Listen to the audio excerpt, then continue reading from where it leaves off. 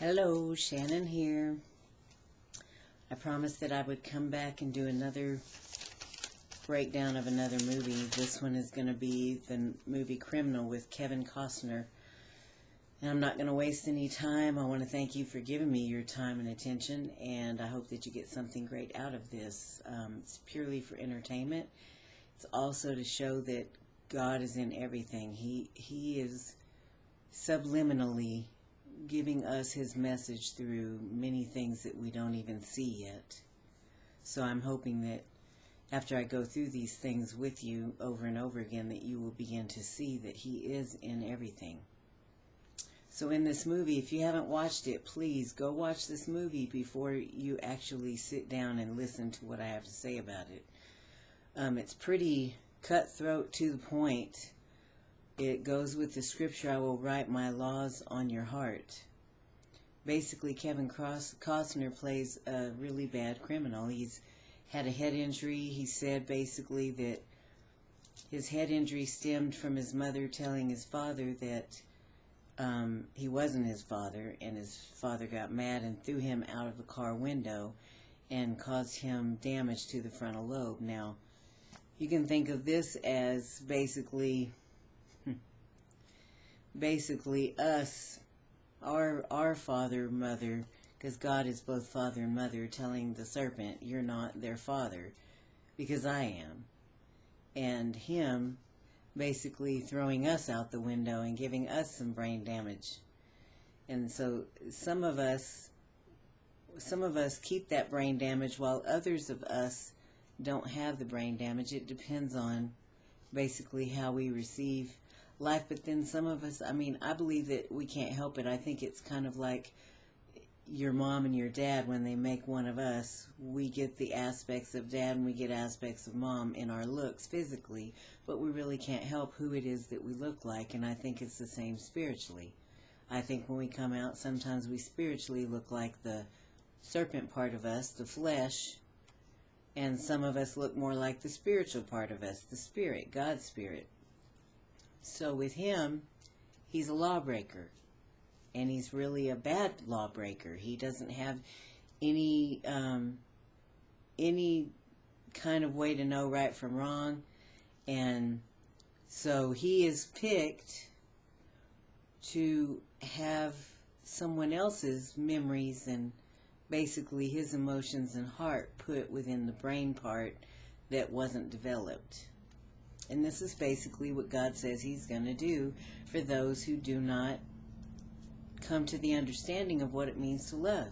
He's going to write his laws on your heart. And basically that's circumcision of the heart. And for some it's going to be a little harder than others.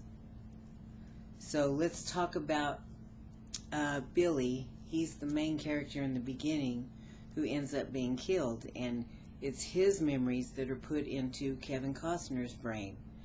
It's his heart, his daily routines, his way of speaking to people that Kevin Costner ends up basically becoming like. And his name is Jericho in the movie, which I found ironic too.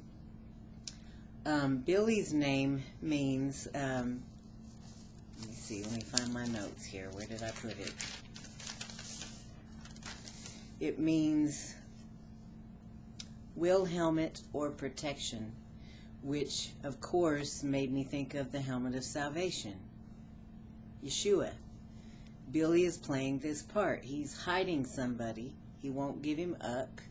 He's promised to give him money and a passport to get him out, to give him a weapon that's basically causing destruction, which Yeshua covers us as long as we give him our tongue in persecuting others for transgressions. We get wealth if we don't do that. Now, we should be not persecuting others for transgressions simply because we don't want to be persecuted. It shouldn't be for wealth. And so the man that ends up getting the money for the weapon, he ends up dying because he didn't do it for the right reasons. Jillian, Billy's wife, her name means youthful and child of God's. Emma, his child, means whole or universal. It's a royal name, which means healer of the universe. And of course, Jillian and Emma both represent Yeshua's wife and child. Jericho represents the one that's going to pass judgment on those who were trying to hurt the wife and child, as well as the one who tried to hurt him. He says, if you hurt me, I hurt you worse. And it's basically do unto others as you'd have them do unto you. He says in the beginning of the movie, he says, they think they know me, but they don't. Because, you know, at the very end, they don't know whether it's going to stick or not, whether he's going to keep those memories or not. So, basically, this one's not a really long movie to get the gist of God writing his subliminal message in the movie. There's a point in the movie, well, first when he breaks out and he fakes his death, he's acting like the lawbreaker that he was. But as time goes by and he has time to really start remembering, he starts changing the way that he is. The first time that he goes to see Jill, he's basically breaking in looking for the money, but he stops himself from hurting her or the daughter. He steals some things for money. But basically, there's a scene in the movie where he's in a chase, he's trying to get away from the bad guys, and he goes over a dock into the water, and basically, I saw that basically as a type of baptism, because as soon as he comes up out of the water and he goes back to Jillian's house to mend his leg, which anytime I see a wound to the leg, I think it to me represents a wound to the spiritual walk, and he's bleeding, and this totally changes him from here on out. His motives in the movie are totally different. Before, he just wanted the money, and he was just concerned about his well-being. But through the movie, he basically establishes feelings for the wife and child, and towards the end, he's all about getting the wife and child back and punishing the bad guy for wanting to do damage. And in the end, he does damage to the one who hurt him. He said when he saw him, "Oh, you're the one that killed me." And he's speaking in terms of still being Billy. And that's how we're supposed to speak. When Yeshua is living and breathing in us, we're him. What you've done to the least, you've done to me. He tells Jill, I want to continue to be him, because he started to feel that love, and that love engulfed him, and he liked it, and he wanted to remain that way. And that's what we're supposed to do. His name means his moon, his month, his sweet smell. The Dr. Frank's means open-hearted, candid, straightforward, blunt, outspoken, and honest. And he's basically the one that put that heart within him. And he tells him, doesn't it feel good to have emotions? Doesn't it feel good to do what's right? And so, although I don't want to make this movie not near as long as the last one, because it's really cut and dry what the whole movie is entailing, with he's writing his laws on his heart, and basically he remembers. And then at the end, the guy who I really didn't consider a good guy, who was Billy's boss, I didn't look up his name, or did I? Let me see what his name means. He wasn't the most important character to me, but he was a rear end, a very big rear end. And he didn't think that Jill and Emma mattered, because it was about everybody, which it is, but Jericho had already taken care of that. So at the end, he wants to give him a job and set him free. So he doesn't go back to jail, and I don't know if they'll do a Criminal 2. I think they should.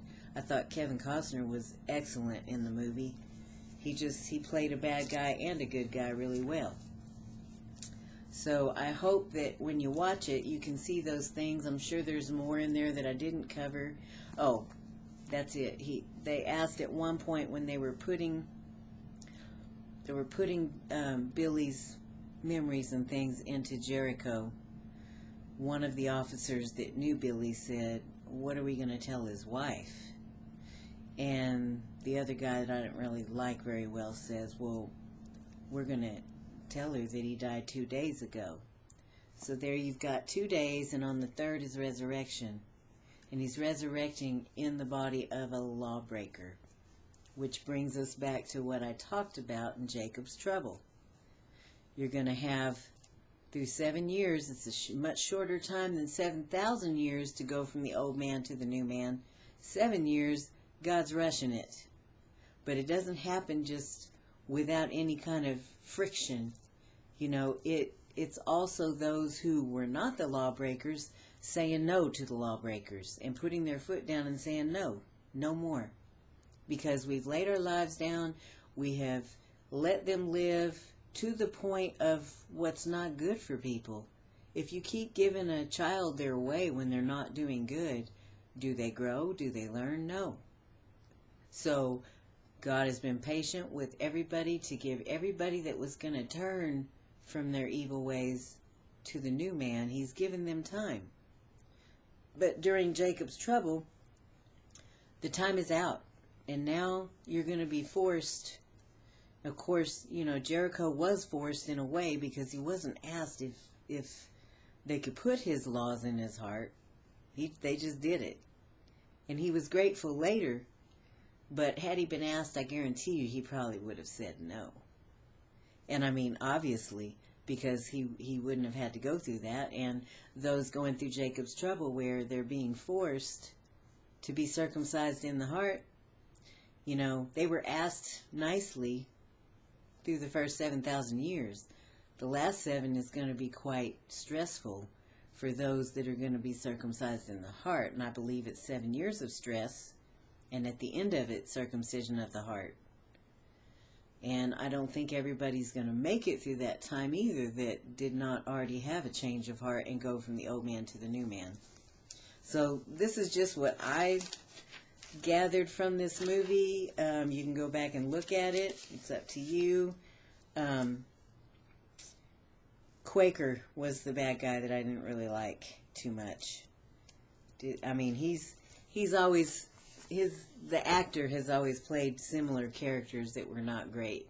Every time I saw a movie with him in it, I was like, okay, this is the bad guy right here, and usually I was right. You'll know when you watch the movie. Anyway, that's all I have on this movie. I hope that if you've watched it, that you get it. It's a no-brainer compared to the last movie that we went over. Even 50 Shades of Grey was easier than the last movie. So... and there'll be some that are more intricate than others, but this one was quite simple and straight to the point.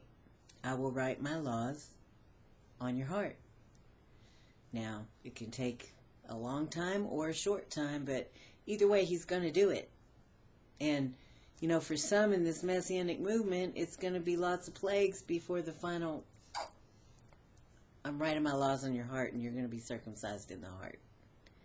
Because there are some that are just not getting it or just don't want to get it. Either way, the truth is the truth and it cannot be changed. So with that being said, I hope that you have a blessed evening.